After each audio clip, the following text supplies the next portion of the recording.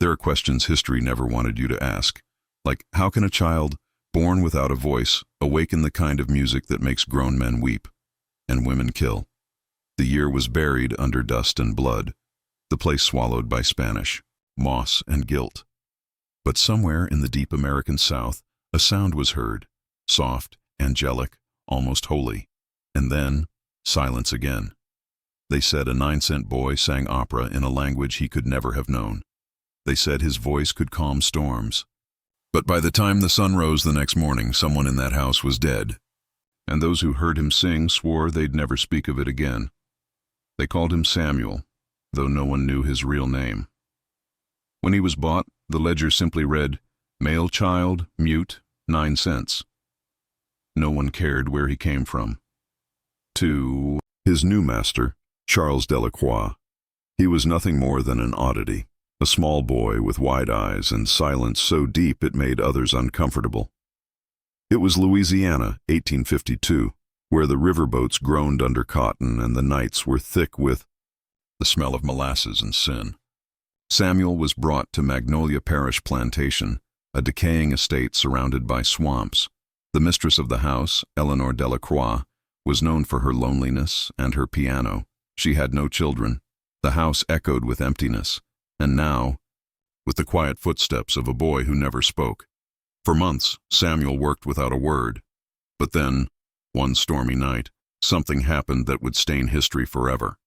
The mistress awoke to the faintest sound drifting through the hall. Not words, not weeping, but music. A voice so pure it made her heart ache. It wasn't coming from her piano room. It was coming from the courtyard. There, in the rain, stood the mute boy, eyes closed, lips moving, voice rising like something not of this earth. He was singing Italian opera, words he could never have known, in a voice that sounded like an angel trapped in human flesh. Eleanor froze. This was impossible. The boy was mute. Doctors had confirmed it. From that night forward, everything changed.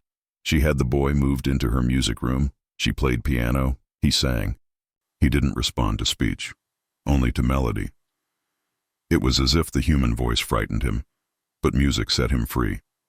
Guests came from nearby plantations to hear the silent boy of Magnolia Parish. Some said his voice could make birds stop mid-flight. Others whispered that the boy wasn't human at all, that he was possessed by something divine or something darker. The master, Charles, began to grow jealous. His wife, once cold and distant, was alive again, but only when the boy sang. He'd walk past the parlor and see her trembling hands on the piano, tears streaming down her face, while the boy stood beside her, eyes closed, lost in the song. And then, one night, the singing stopped. The housemaid found the parlor soaked in wine and blood. The piano was overturned, its keys shattered. Eleanor Delacroix was slumped beside it, her throat cut open by a broken string. Samuel was gone. The official report said, "Runaway slave." The master buried his wife and sold the house within months. But decades later, in 1889, a letter was found inside the frame of that same piano. It was written in Eleanor's handwriting. In it, she confessed that the boy had started singing without being asked, repeating her own words and movements like a reflection in a mirror. She claimed his songs told her things she had never spoken aloud, things about her husband's affairs, about the enslaved women he had hidden in the sugar mill. She wrote that Samuel's songs became darker, describing deaths that had not yet happened. The last line read, "He sang my death before I could stop him." No trace of Samuel was ever found, but travelers claimed that on humid Louisiana nights near the ruins of the Delacroix plantation, you could hear faint music drifting through the cane fields, a voice singing in a language no one understood. Some said it was the wind. Others said it was the boy. Still singing, still mute, still reminding the world that some voices are too powerful to silence. In 1852, Louisiana, the sale of human lives had become so ordinary that the price of a child could fit in the palm of a hand, 9 cents. That was all it took to own another soul. The ledger at Magnolia Parish Plantation didn't include emotions or names that mattered. It was written in quick, hard strokes of ink by a man who, Thought of nothing beyond numbers. Male child, mute, 9C. The plantation clerk dipped his quill and moved on to the next line, while the small boy beside him stared at the floor, his bare feet caked in mud. He couldn't speak, but if he could, perhaps he would have asked what those numbers meant. Perhaps. He already knew. Magnolia Parish was a place that reeked of sugar, sweat, and decay. The air hung thick over the bayou, carrying the hum of insects and the dull clang of iron chains. Even the crows that perched on the cypress trees seemed to move slower there, as if weighed down by centuries of sorrow. The plantation was large, but rotting from within. Its once white columns were streaked with mildew, and the grand oak-lined driveway was cracked by roots that seemed determined to reclaim what men had stolen. Charles Delacroix, the master of the estate, had inherited it from his father, along with a sense of cruelty disguised as pride. He liked his whiskey neat, his orders obeyed instantly, and his conscience buried deep. The boy arrived on a wagon from New Orleans, half-starved, wrapped in burlap. He did not cry or tremble when they dragged him out. He simply looked around, as if he had been here before. The overseer, a man named Craven, mocked him immediately, snapping his fingers in front of the boy's face. "You deaf too?" he hissed. The boy blinked but said nothing. His silence was misread as stupidity, a convenient assumption that would let them treat him like furniture. When asked his name, the driver shrugged. "They said he don't talk.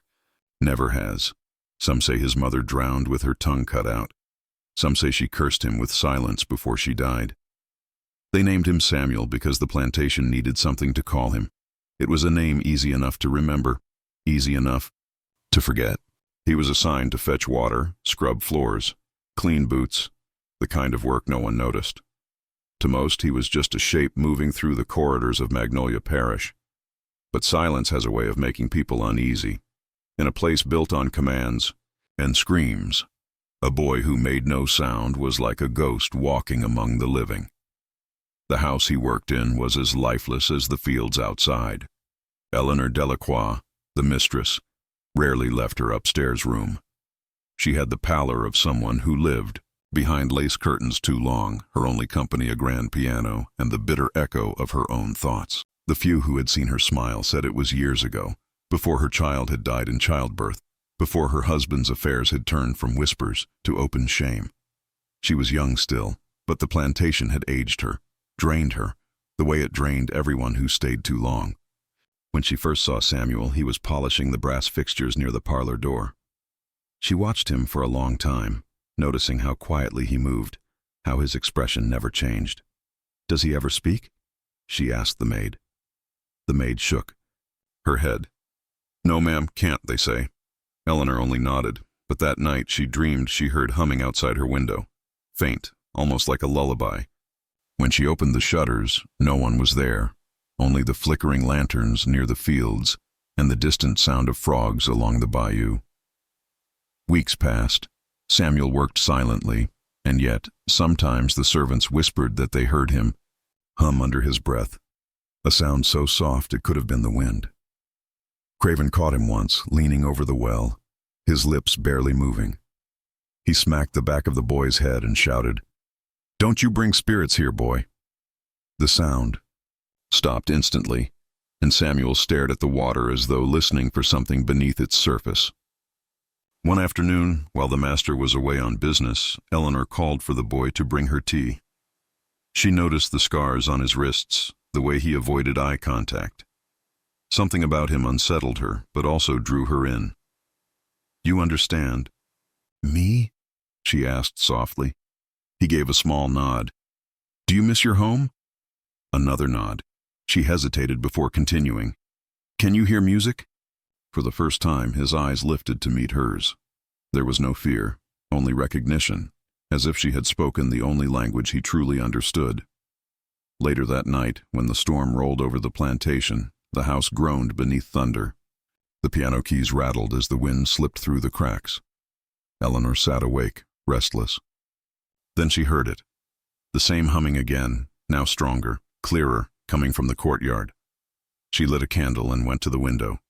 Below, in the pouring rain, Samuel stood barefoot in the mud, his head tilted back, eyes closed. And then, something impossible.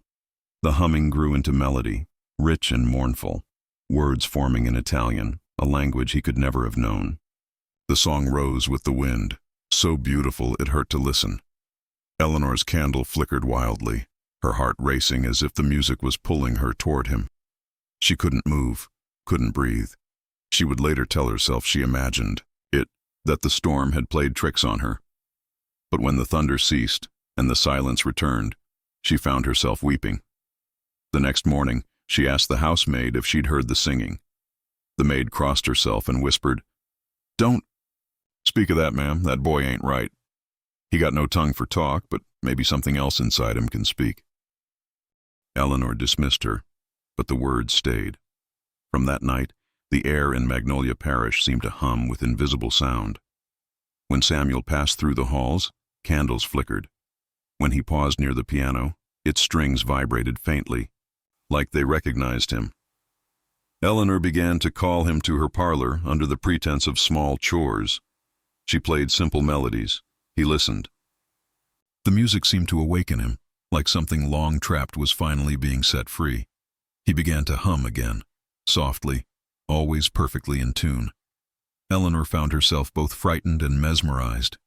Each note he made felt like a confession, a voice borrowed from another world. She didn't know whether to pray for him or to fall to her knees before him. By the end of that first month, the boy's voice had become a secret she could no longer keep. The servants spoke less. The house grew quieter, as if holding its breath.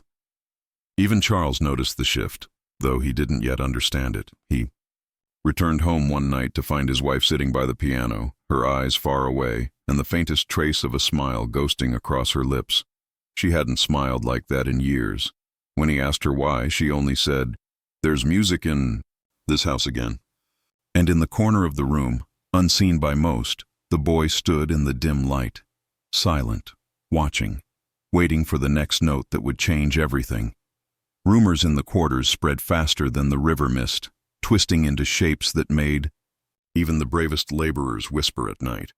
They said the mute boy wasn't born without a voice. He'd lost it. Some believed it was taken from him as punishment, others that it was bartered away by a desperate mother who had begged the spirits to save him from the master's whip. The story shifted depending on who told it, but all versions carried the same shadow. The boy was not ordinary. When the overseer walked by, voices fell silent, but as soon as he was gone, the whispers came again, hushed and urgent. They called him the hush child. They claimed that when he looked at you too long, he could make you remember things you wanted to forget. The plantation carried its own superstitions like a second skin. Workers tied charms made of string and bone to the trees, believing it would keep away restless souls. No one wanted to cross the swamp near the edge of the property after sunset. They said the dead gathered there to listen to voices that weren't supposed to exist. And now there was Samuel, a child who didn't cry, didn't laugh, didn't scream, only watched. In a place built on the sound of suffering, his silence felt like an accusation. Craven, the overseer, hated him the most. He took the boy's quiet as defiance. He'd make a show of shouting in Samuel's face, spitting tobacco near his feet, daring him to react. But Samuel never did. He'd stand still, expressionless, until Craven would storm off, muttering about witch blood and devil tricks. To the others, this was proof enough that the boy wasn't natural. "You can't be born with no sound," one of the field hands said. "If the Lord shut his mouth, then it's 'cause something worse got in." But Eleanor Delacroix didn't believe in curses. Or at least, she told herself she didn't. She began to notice small things about him, details easy to miss if you weren't watching. How he seemed to understand rhythm instinctively, the sway of curtains in the breeze, the drip of rain against the roof, the clatter of a dropped spoon. Every sound in the house seemed to map itself into his mind. When she played piano, even the faintest note made his eyes flicker with recognition. Sometimes, when she paused, she could see his lips moving slightly, as though following the melody, in silence. The master remained unaware, too preoccupied with the crumbling business of the plantation. Charles spent most of his days traveling, leaving Eleanor in a house that had long since stopped feeling like home. She found herself waiting for the boy's chores to bring him near her music room. At first, it was curiosity, an experiment, a harmless distraction from her isolation. But curiosity turned to fascination, fascination to something else she couldn't quite name. The sound she'd heard that stormy night haunted her dreams. One afternoon, she asked him to stay as she played. "You can stand there," she said, motioning to the far side of the room. He nodded, his face blank. She began to play a slow piece, an old French lullaby her mother had taught her. The air in the parlor felt heavier with each chord, sunlight cutting through the lace curtains in long golden stripes. Then she stopped abruptly and said, "Can you hear this?" Samuel looked up. His lips moved, but no sound came out. He seemed to search for something invisible in the air between them. Then, as if drawn by instinct, a low hum escaped him, soft, trembling, but perfectly in tune with her final note. Eleanor froze. It wasn't her imagination this time. The sound was real. Her heart hammered in her chest. "Do it again," she whispered. The boy tilted his head, uncertain. She pressed another key. He hesitated, then matched it. Another note. Again, he followed, precise and clear. What came out of him wasn't human in the usual sense. It carried warmth and sorrow, like something ancient trying to speak through a broken vessel. After that, she couldn't stop testing him. Every day when her husband was gone, she called for Samuel. She'd play scales, songs, even fragments of opera she remembered from her youth. The boy absorbed it all. His voice grew stronger, richer. He sang in tones no one had taught him, as though the melodies had been waiting somewhere deep inside. The maid started to notice. "Ma'am, that boy shouldn't be in here," one warned. "It's bad luck to let a silent one sing." Eleanor dismissed her with a wave of the hand, but late at night she felt uneasy. She'd wake from dreams where the boy stood beside her bed, humming the same lullaby she used to soothe herself. To sleep. One day, while exploring her late mother's trunk, she found an old opera record, Italian, cracked, nearly unplayable. It was one of the last relics of her former life, a time when she still believed in art, beauty, and the promise of things untouched by cruelty. She played it on her phonograph, and to her astonishment, Samuel began to hum along, perfectly reproducing the notes despite never hearing Italian before. His pitch, his tone, it was flawless. The melody seemed to pour through him rather than from him. A deep chill crept through Eleanor. "Where did you learn that?" she whispered, forgetting he couldn't answer. The boy's eyes, dark and reflective, gave no clue. He simply kept singing. The sound spread through the house like incense, sweet and suffocating. Even the servants stopped to listen from the hallways. When he finished, the silence that followed felt unbearable. Eleanor turned to the window, gripping the frame to steady herself. "You are blessed," she said softly, though the word didn't feel right. Maybe it was something else. From that day on, the plantation seemed to hum faintly. Even when no music played, doors creaked in rhythm, ropes swung like metronomes, and the wind through the sugarcane carried ghostly echoes. The workers avoided the main house, saying the mistress had invited spirits inside. Charles returned home unexpectedly one evening to find his wife seated at the piano, the boy beside her. The music filled the house with such intensity that he froze in the doorway. It wasn't just sound, it was command. The boy's voice climbed higher, trembling on the edge of something divine. Charles felt his chest tighten with anger and fear. "What in God's name is this?" he shouted. Eleanor flinched. The piano stopped. The boy turned his head slightly, his expression unreadable. "He sings," she said simply, as though that explained everything. Charles stared between them, disbelief turning to fury. "You've gone mad. That creature can't sing. He's a servant." But the master was wrong. Samuel sang again, softly at first, then louder, his voice filling every corner of the house. Charles's anger faltered for a moment. There was something magnetic in the sound, something that didn't belong to this earth. His hands shook. "Enough!" he barked, though it came out weaker than intended. The boy stopped.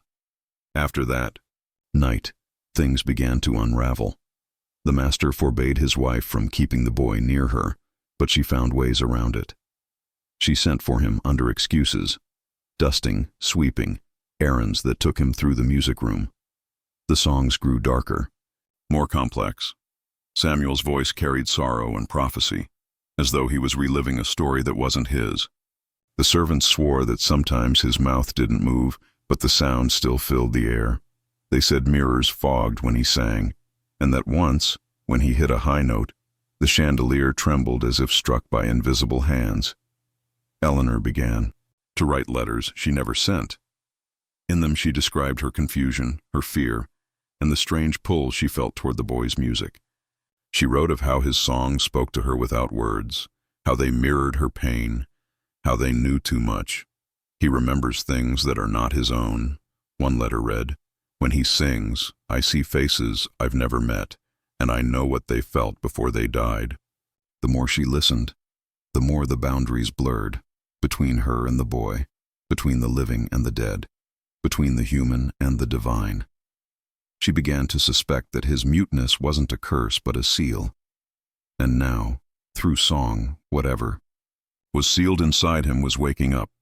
The plantation was quiet that morning, the kind of silence that feels like a warning. Thick mist clung to the cypress trees, their roots curling like claws from the damp Georgia soil. The slaves moved through the fields in slow motion, their bare feet sinking into mud, the weight of years pressing down with every step. And there among them was the smallest of them all, a boy barely 10 years old, with wide hollow eyes and a mouth that hadn't spoken since anyone could remember. They called him Josiah, though he had never confirmed the name himself. He had been bought for 9 cents, less than the cost of a loaf of bread.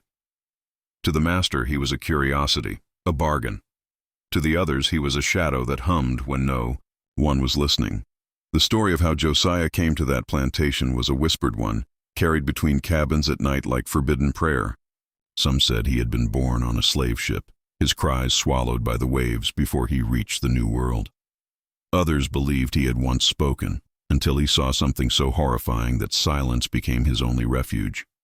When he arrived, his muteness was seen as a defect, a sign of brokenness. But to the mistress of the house, Miss Evelyn Harrow, it was something else entirely.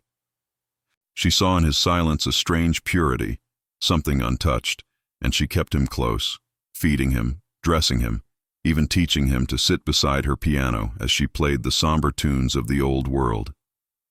Evelyn Harrow was not like her husband. Where the master was brutal and predictable in his cruelty, she was refined, almost gentle. But her gentleness hid something colder. She had been raised in New Orleans, among poets and musicians, and when she married into the Georgia plantation, she brought her piano, her lace curtains, and her longing for art. The boy fascinated her. His silence became her challenge. "Everyone has a sound," she used to say, "even if it hides in the dark." Each evening, when the cicadas began to hum, she would play her piano and watch Josiah from the corner of her eye. And sometimes, just sometimes, she thought she heard him hum back. The discovery came by accident. One afternoon, Evelyn left the parlor window open while she walked down to the garden. From the distance, faint music drifted through the air. Her piano keys moving on their own. She hurried back, thinking perhaps a servant had entered without permission. But when she stepped inside, she froze. Josiah sat before the piano, his small fingers trembling on the keys. His lips parted, and from him came a sound so pure it felt like glass breaking underwater. It wasn't words, it was melody, deep, haunting, angelic. He sang an aria she had played weeks before, his pitch perfect, his emotion raw, as though every unspoken word of his life was pouring out through the notes. Evelyn fell to her knees. The boy didn't notice her. He was lost in the music. When he finished, he looked up and saw her reflection in the polished wood. For a long moment, neither of them moved. Then she whispered, "You can speak." He didn't answer, but she saw something stir behind his eyes. Fear or relief, she couldn't tell. That night, she told her husband what she had witnessed. He laughed at first. A mute boy singing opera? Have you lost your senses? But Evelyn was insistent. To prove it, she brought Josiah into the parlor again the next evening. The master slumped into a chair, drunk and irritated, and demanded to hear. Evelyn played a few notes and nodded at the boy. At first he hesitated, his small chest rising and falling in panic. Then, slowly, he began to sing. The master's face went slack. The boy's voice was not merely beautiful, it was divine, something otherworldly. It filled the room with a sorrow that made even the air seem to tremble. When he finished, there was silence. Then came laughter, low, unnerving laughter from the master. "You've got yourself a little showpiece," he said, standing up. "We'll make good use of this one." From that day forward, Josiah's voice was no longer a secret. He was made to perform for guests, paraded like an exotic pet. People came from neighboring plantations to hear the singing mute, a novelty wrapped in tragedy. Evelyn dressed him in white, taught him Italian arias, and coached him on breathing, posture, poise. Yet every night after the guests left, she would find him sitting by the piano, silent again, his small hands shaking. Sometimes tears ran down his face. "Does it hurt you to sing?" she once asked. He only looked at her and shook his head. But she saw the truth in his trembling. The music wasn't a gift, it was a wound. Rumors began to spread. Some said the boy had been touched by spirits, that his songs carried the voices of the dead. Others said Evelyn had made a deal with something dark to give him that voice. The truth, as it often does, hid in plain sight. What no one knew, what no one dared ask, was what Josiah had seen in the fields that day long before he sang. He had witnessed something, a murder, a punishment, something so cruel that his mind sealed itself away. And the melody he sang was not just music. It was memory made sound. Evelyn started to change. The more Josiah sang, the more she became obsessed. She stopped speaking to her husband, stopped tending to the plantation affairs. Her world shrank to the boy and the piano. Some nights the servants heard her whisper to him, "You're not mine, but you were sent to me." She began to believe his voice was not of this world, that it carried a message, one meant for her alone. And so she listened. Hour after hour, she made him sing, writing down the patterns, the rise and fall of his notes, as though decoding a divine language. Her husband grew suspicious. He accused her of witchcraft, of madness. He forbade her from seeing the boy alone. But she defied him. The more he tried to separate them, the deeper her obsession grew. Until one stormy night, the master burst into the parlor to find her and the boy singing together in the dark, their faces lit only by candlelight. "Enough!" he roared, striking the boy across the face. The sound that followed was not a cry. It was a single, perfect note that shattered the candle glass. Evelyn screamed. The boy fell silent, and then, for the first time in years, he spoke. A single sentence, low and trembling. He killed them. The master froze. Evelyn's hands went cold. In that moment, the truth cracked open like thunder over the fields. The boy had witnessed something long buried, something involving the master's cruelty, the lives he'd taken without thought. The words hung in the air like smoke, and though no one could prove what happened next, the plantation's history would remember that night as one of fire, blood, and music that refused to die. The storm that night rolled in with a vengeance, swallowing the sky in black clouds. The plantation's wooden shutters banged in the wind, and the air smelled of rain and rage. Inside the manor, the light of a dozen candles trembled against the walls, painting everything in gold and shadow. Evelyn Harrow stood before the piano, her pale hands trembling over the keys. Behind her, Josiah stood frozen, his face streaked with the dried blood of the slap he'd received earlier. His eyes were wide, but not with fear. Something else now burned there, something that had been waiting for years to rise. The master was pacing the room like a beast in a cage, the veins in his neck swollen, his breath heavy with whiskey. "You think I'll be mocked in my own house?" he snarled, slamming his hand against the side of the piano. "That boy, He pointed at Josiah. His property. He'll do what I say when I say, and not a note more. His words cracked through the air, but Evelyn didn't flinch. She had stopped fearing her husband long ago. Tonight she was consumed by something else entirely, an awakening she couldn't explain, a truth she had felt vibrating in Josiah's songs, whispering through every haunting melody. "Do you even hear him?" she said quietly. "Do you understand what you've done?" Her husband's laugh was ugly, short. "Done? You've lost your mind, woman. He's a trick, a clever little freak who learned to mimic the sound of your piano." But Evelyn shook her head. "No, he remembers. Every note he sings, it's memory. It's what he saw. You think he's empty because he's silent, but silence can hold screams louder than you'll ever understand." The master lunged toward her, grabbing her by the wrist. "Enough of this madness." He turned to the boy. "You! Sing! Sing now!" Josiah's chest rose and fell. For a moment it seemed he might obey.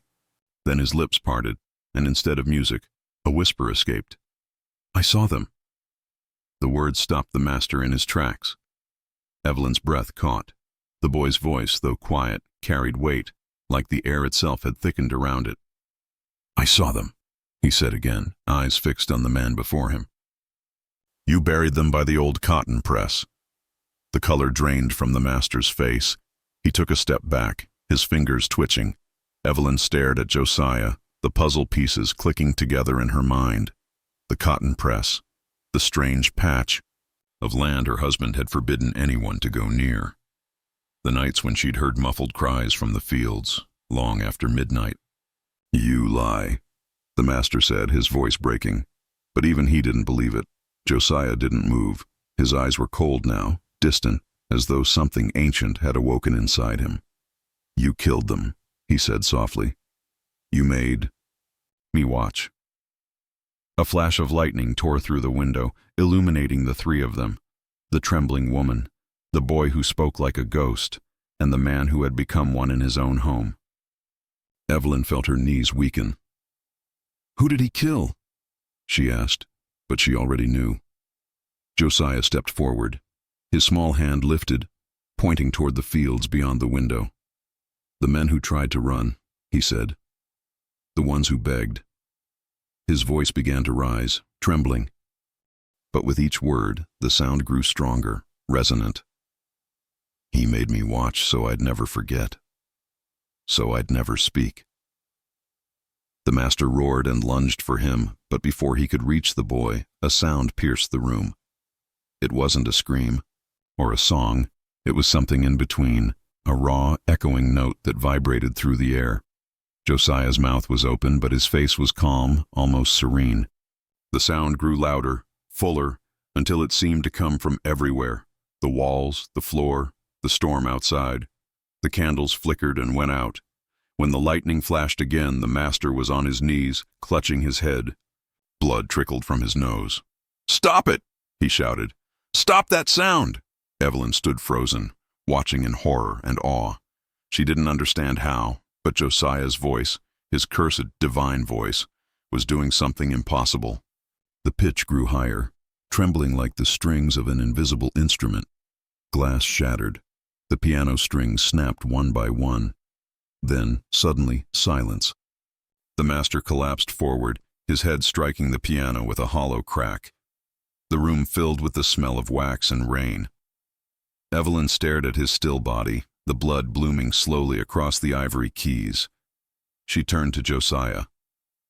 The boy's lips were still, his chest barely moving.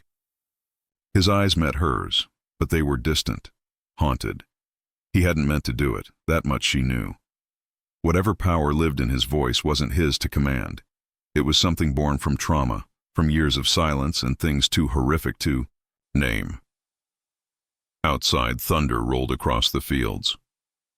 Evelyn dropped to her knees beside her husband's body, her mind spinning between terror and disbelief. The boy had spoken the truth, and in doing so, had destroyed the man who made him mute. She looked up at him. "What are you?" she whispered. He didn't answer. He only turned and walked toward the open window, rain misting his face. For a moment, Evelyn thought he might vanish into the storm, another ghost in the fields of Georgia. But then he stopped and looked back at her, his eyes soft again, human. "I just remembered," he said quietly. When morning came, the plantation was hushed. The master's body was found by the servants, his head crushed beneath the fallen cotton press beam. Some said it was an accident, others said it was retribution, but no one dared question it aloud. Evelyn locked herself away for days, speaking to no one. Josiah disappeared that same morning. Some claimed to have seen a small figure walking toward the river, carrying nothing but a wooden music box. Others swore they heard faint singing echoing from the marshes at night, a voice too, beautiful to belong to the living. In the years that followed, people avoided the Harrow plantation. It fell into decay, swallowed by vines and silence. The piano remained in the parlor, untouched, its keys yellowed with time. And on stormy nights, travelers claimed they could hear faint notes drifting from the house. Music that didn't belong to any instrument, sung in a voice that carried sorrow deeper than words could hold. Years passed, and the legend of the Harrow plantation grew like a disease that refused to die. Travelers whispered of strange music rising from the abandoned manor on nights when thunder rolled across the Georgia lowlands. The piano, they said, still played itself. Some even swore they saw a boy's shadow by the window, small, still, and watching the fields. Most dismissed it as ghost tales, the kind of stories the South invented to fill its silence. But to the locals, it was a reminder of something the earth itself had not yet forgotten. Evelyn Harrow never left the plantation after that night. The few who dared to approach described her as a woman hollowed out by grief and awe, living among relics of the past she could not bury. She had buried her husband quietly, refusing to call the priest. When the sheriff came to ask questions, she simply said, "It was the press." It fell. No one challenged her. Everyone in the county knew better than to question a Harrow. But they also knew the look in her eyes, like someone who had seen something divine and monstrous in the same moment. For weeks, she wandered through the house as if half asleep. The piano keys remained broken, the strings torn. Sometimes she sat before it anyway, her fingers brushing over the ivory, replaying the memory of the boy's song. She could still hear his voice, soft, pure, a melody carved out of pain. It had haunted her dreams ever since. Each night she woke to the faint echo of that note, the one that shattered glass and took a life. It wasn't just memory, it was presence. Evelyn began keeping a journal, trying to make sense of it all. Her entries were erratic, written in jagged lines and frantic ink. He sang the truth. "I heard it in the pitch. It wasn't music, it was confession. I see him in the hallways at dusk, not the boy, the sound. The sound has shape. Every song he sang was a grave. The servants eventually left. Some claimed the house was cursed. One swore she heard singing from the cellar when Evelyn wasn't home. Another said she found muddy footprints in the parlor long after the doors had been locked. Within a year, Evelyn was alone, living with the ghosts of her past. And one unshakable question: had Josiah truly left? Or had his spirit bound itself to the music, forever trapped in the song he never finished? One evening, years later, a traveler from Savannah took shelter in the abandoned manor during a storm. He was a musician by trade, carrying a violin on his back and a love for the supernatural in his heart. When he entered, he found the place covered in dust and cobwebs, the air thick with decay. Yet in the parlor, something still gleamed, the piano, untouched by time. He ran his hand over its surface and found a strange mark carved into the wood. He remembered. Curiosity won over fear. The man sat down and pressed a single key. To his surprise, it responded perfectly, as though newly tuned. He smiled and played a few notes. Then, without warning, a faint hum answered him. It came from behind, soft at first, almost like wind through a crack. He stopped playing. The hum stopped. When he played again, the hum returned, stronger, following his melody perfectly. as if a second musician were hidden in the walls. The man froze. He turned slowly toward the shadows. "Hello?" he called out. No reply. Only that low, humming tone vibrating through the room. Something in him, a strange mix of terror and wonder, made him continue. He began to play an old Italian aria, the same kind he'd heard once performed in New Orleans years before. As the melody rose, so did the voice. It wasn't human anymore. It was too clean, too ethereal. The tone sharper than air and deeper than grief. He realized, with a chill, that he wasn't accompanying it. It was accompanying him. The storm outside swelled. Lightning flashed through the windows, illuminating the parlor. For a fraction of a second, he saw a reflection in the piano's polished surface, a boy standing beside him, his mouth open in song. His eyes were dark, almost hollow, and his small hand rested gently on the broken keys. The man leapt up, his chair toppling behind him. The music stopped instantly. The reflection was gone. Only his own wide eyes stared back from the piano lid. He backed away, breathing hard, when a new sound emerged. 3 soft notes, played without touch. Then a whisper followed, faint and trembling. He killed them. The violinist bolted. He ran into the rain, leaving his instrument behind. By the time he reached the nearest town, his hair was soaked white with fear. He told his story to anyone who would listen, but no one believed him.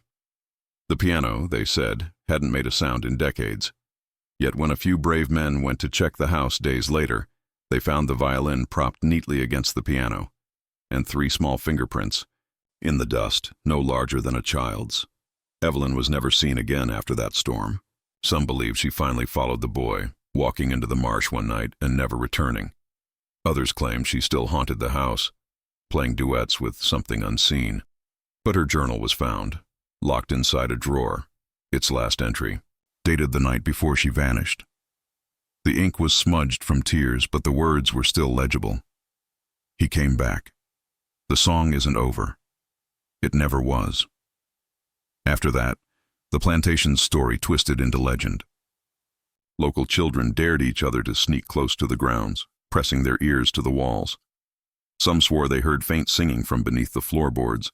Others said the piano wept, that its notes dripped like blood into the silence.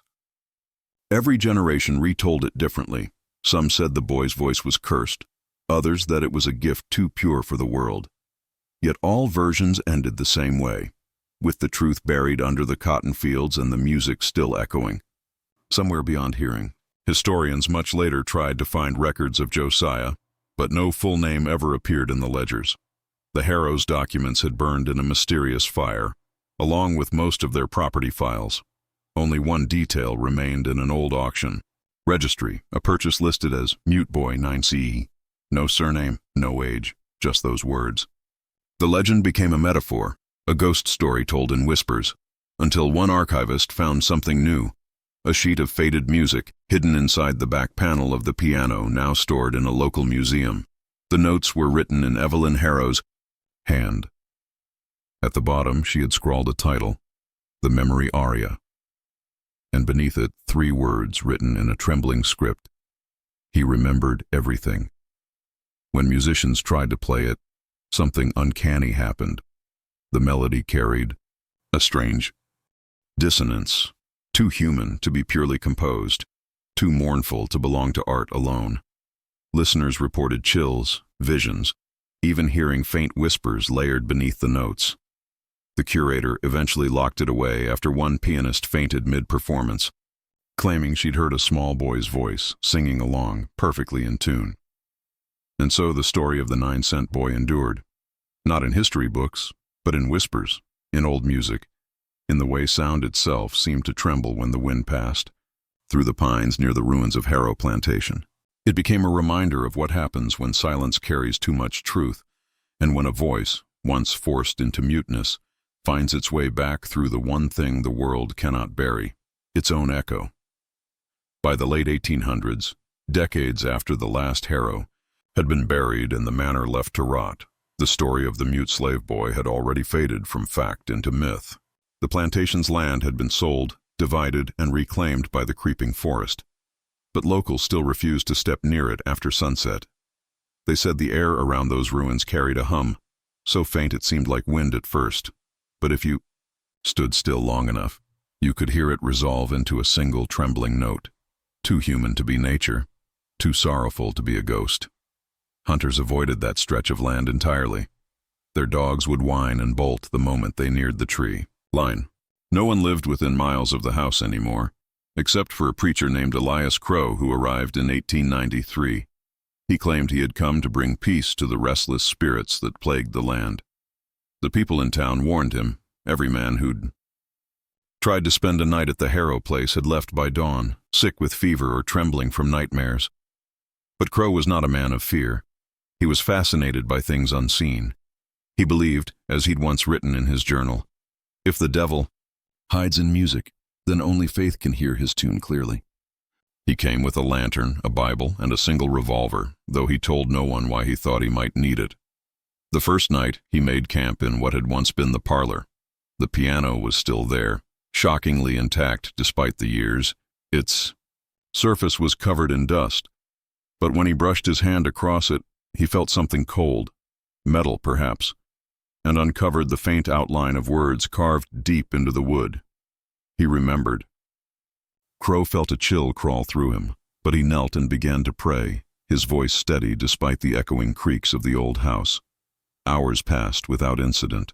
Then, near midnight, he heard it. The softest sound, like a humming through the floorboards. At first, he thought it might be wind slipping through the cracks.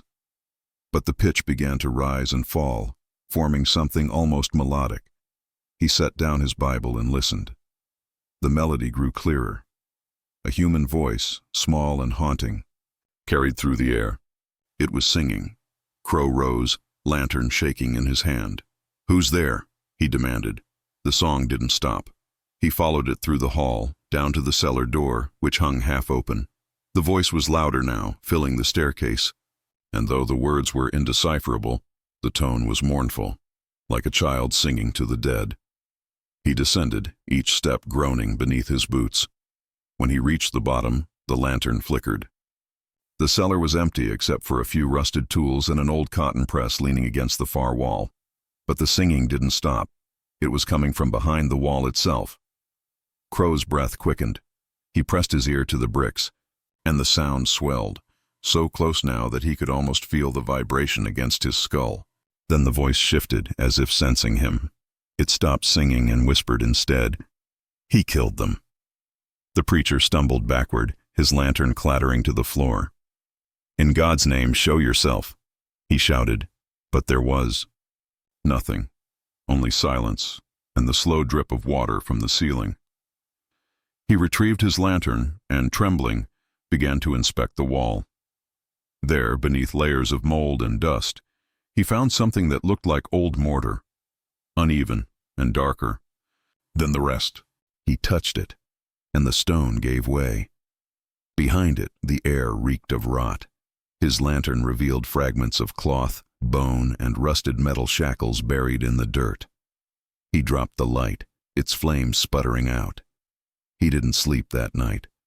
He sat in the parlor, staring at the piano while the storm gathered outside. Every few minutes he thought he heard the faint sound of someone walking upstairs.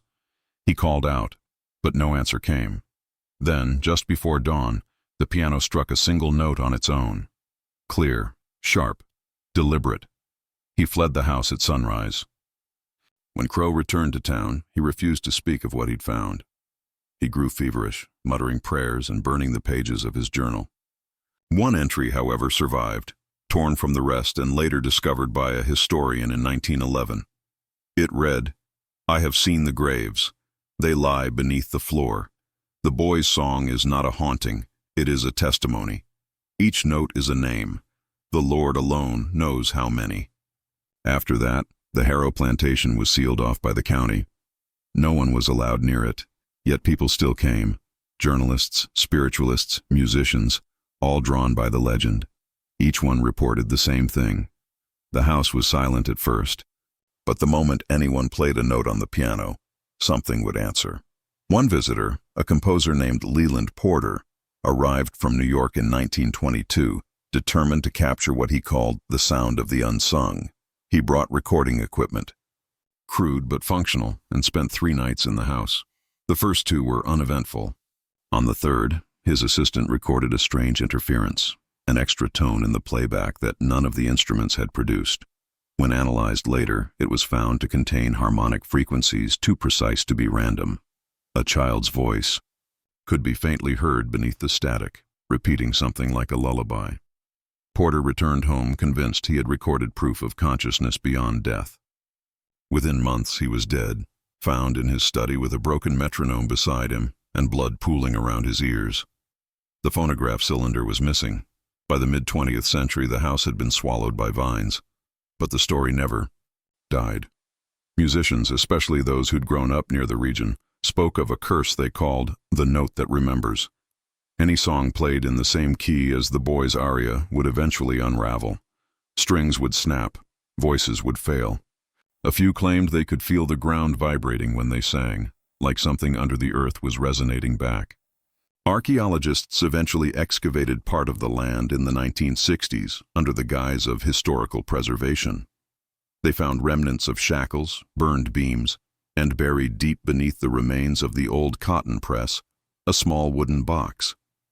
Inside it was a fragment of parchment covered in faint musical notation and words written in a child's trembling hand. Only one line was legible. He said music can't remember, but it does. That discovery reignited the legend. Universities sent scholars. The press published sensational stories. Psychics offered seances, and film crews tried to capture proof of the haunting. But the recordings never came out right. Voices warped, cameras failed, and batteries drained. The house didn't want to be seen. It only wanted to be heard. Then, one night in 1974, the last reporter to visit the Harrow plantation broadcast live audio from the ruins. The static was unbearable, but at the 17-minute mark, a soft voice came through, small, clear, unmistakably childlike. It sang 4 perfect notes before the transmission cut out completely. The audio engineer who reviewed the tape later noticed something chilling. Those 4 notes matched the melody of the memory aria, attributed to Evelyn Harrow, written over a century earlier. No one has entered the Harrow plantation since. The state sealed the property, citing unstable foundations, but those who live nearby know better. They say on quiet nights, when the wind moves through the trees just right, you can still hear that same voice carried across the fields. A single child's note, vibrating with sorrow, echoing across generations. It is not a ghost song, they say, but a warning, a memory that refused to stay buried.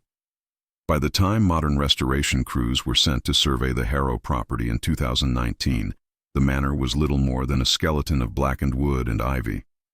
The state had long since condemned the grounds, but a research group from a southern university obtained permission to document the ruins before nature consumed them entirely. Their lead investigator, Dr. Lillian Moreau, wasn't a superstitious woman.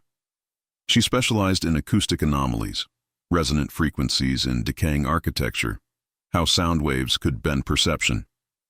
Her team brought drones, ground sensors, and spectrum recorders to map the structure's auditory footprint. The first day passed uneventfully. They took core samples of the foundation, measured humidity, cataloged what remained of the piano, and set up recording devices in every major room. At sunset, as they packed up, a grad student named Nolan noticed something peculiar on his spectrogram. "It's picking up something that's not there," he said, adjusting the gain. The chart displayed a faint but rhythmic frequency, steady, deliberate, like a pulse. "It's below the human range, but too consistent to be random interference." Moreau dismissed it as resonance from the wind shifting through broken beams, but Nolan insisted. "It's not natural," he whispered. "It's repeating in a pattern. 7 beats, pause, 3 beats. That night, the team camped near the property, and though no one mentioned it aloud, most lay awake listening to the faint hum that rolled across the grass, too soft to locate but too persistent to ignore. Sometime after midnight, the monitors began to react on their own. Spikes of data, bursts of ultrasonic feedback. Nolan went to check the equipment. The others watched from the tent as his flashlight beam disappeared behind the trees. Minutes later, it blinked out completely. When they found him at dawn, he was sitting in the parlor where the piano had once stood. His face was blank, his lips slightly parted, and he was humming. The same pattern, 7 beats, pause, 3 beats. When they shook him, he blinked and asked if they had heard the boy. The phrase froze everyone in place. Nolan claimed he had followed the sound into the cellar, where the air was thick and cold. He said the voice spoke his name and asked him to finish the song. Moreau assumed he had suffered exhaustion or hypoxia. His vitals were fine, but his pupils were dilated. He refused to leave, insisting that the house wasn't done remembering yet. Moreau, skeptical but uneasy, decided to conduct a controlled test. She returned with Nolan and a small speaker array, intending to play a tone sweep across the property to identify resonant frequencies. When the sound reached 432 Hz, every device glitched simultaneously. The playback stuttered, looped, and then emitted a faint overlay, something like a voice beneath the tone, whispering. The waveform displayed strange spikes that formed a near-perfect shape of a human hand when visualized in 3D mapping. Nolan began shaking uncontrollably. "It's the aria," he muttered. "It's the song Evelyn wrote." When they reviewed the audio later, the spectrogram revealed what looked like musical notation embedded in the background noise, sequences of pitches that aligned with the memory aria composed in 1851. The impossible part was that those frequencies had been modulated by something external. Sound experts later concluded the recording contained harmonics that would require an instrument larger than any man-made piano, something resonating through the earth itself. Over the next several nights, their sensors captured increasingly complex patterns. Whispers became phrases, indistinct but measurable. Machines picked up temperature fluctuations in sync with the audio bursts. On the 5th night, the signal formed words, distorted but recognizable. "He still waits." Then silence. After that, Nolan vanished. The team searched for 2 days. No footprints, no signs of struggle. His tent remained zipped from the inside. The only clue was his notebook, open to a page filled with hand-drawn staves of music. Beneath them, he had scrawled one line. "The aria isn't finished because the story isn't." The university halted the project immediately, sealing the data and withdrawing the team. But fragments of their recordings leaked online. Grainy files labeled Haro frequencies. At first they spread through paranormal forums, then into broader corners of the internet. Musicians began sampling them, claiming to hear hidden melodies in the static. Some insisted the tones evoked vivid dreams of a burning house and a small boy standing by a piano humming through smoke. One viral video used the audio in a remix, but after uploading it, the creator's account vanished without explanation. In 2021, a podcaster named Jonah Crane visited the site, hoping to debunk the myths. He live-streamed the entire trip, joking about ghost influencers and the superstition of cursed chords. His footage remained stable until he entered what had been the cellar. The stream glitched, showing frames of something impossible, a faint shape of a child made of static, standing just behind him. The camera dropped, and a low hum filled the feed. Viewers reported that their headphones vibrated, their screens flickered, and some claimed the audio continued even after they paused the video. The platform deleted the stream hours later, citing audio contamination concerns. Moreau, now retired, was interviewed years later. When asked if she believed the recordings captured anything supernatural, she hesitated. "Sound doesn't die," she said quietly. "It lingers. The house was made of resonance. Maybe it recorded something too painful to fade." She paused, then added, "The boy didn't haunt the music haunted him." By the mid-2020s, the Haro site had become legend again. New fences were installed, signs warning against trespassing due to unstable ground and contamination risk. Yet locals swore that at night the air still carried the faint echo of a child's melody, 7 beats, pause, 3 beats, always the same, as if looping through eternity. A historian later discovered in county archives a final, overlooked document. The original death certificate of Evelyn Harrow. The date was listed incorrectly, 1 day later than official records. Scrawled faintly in the margins was a note in another hand. She didn't die then. She listened. Experts dismissed it as forgery, but the handwriting matched that of her father's known letters. No one has since verified who carved the word he remembered into the piano's frame, but those who have studied the audio phenomena agree on one unsettling point. The frequency patterns show evidence of human emotion. Grief, rage, and fear embedded. Immeasurable sound waves. It is as if every cry, every prayer uttered in that house still vibrates in the air, trapped like an unfinished song. Researchers who dared analyze the Harrow frequencies claim that when slowed to 1/10 speed, the noise becomes distinguishable speech. A faint voice repeats a phrase over and over. Not silence, listening. Scientists call it pareidolia, the mind's habit of finding patterns where none exist, but others aren't so sure. They say the house doesn't mimic voices, it remembers them. The last known experiment took place quietly, off record, conducted by an anonymous sound lab. They directed a laser microphone at the ruins to capture vibrations from long distances without entering the property. When they played the data back through spatial audio reconstruction, the sound wasn't random noise, it was music. A melody, incomplete, fading in and out as if the building itself were exhaling memory. Then, at the exact end of the file, a whisper barely audible under the static, "Finish the song." Those who heard it described a strange sensation, pressure in the chest, tears without emotion, like remembering something that never happened to them. One of the engineers destroyed the raw data, fearing it could infect other frequencies if replayed. The surviving fragments circulate privately, passed between collectors and musicians like relics of a ghost that no one can see but everyone can hear. Now, the Harrow plantation exists only in overgrown silence, yet across forums, recordings, and the collective unease of those who study forgotten music, the pattern still returns. 7 beats, pause, 3 beats.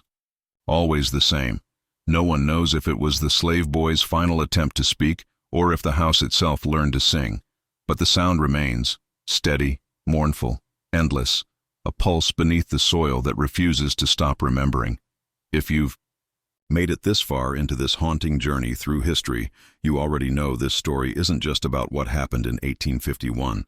It's about what refuses to die. The voice, the melody, the memory of a child who was never meant to be heard. They still echo in the silence of time, and that's what we do here.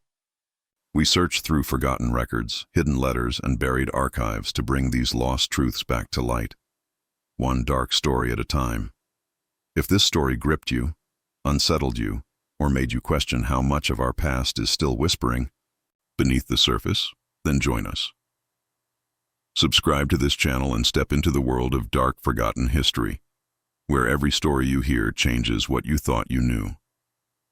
Your curiosity keeps these memories alive. Your comments breathe life into the silence they left behind. Tell us in the comments, what do you think really happened in that house?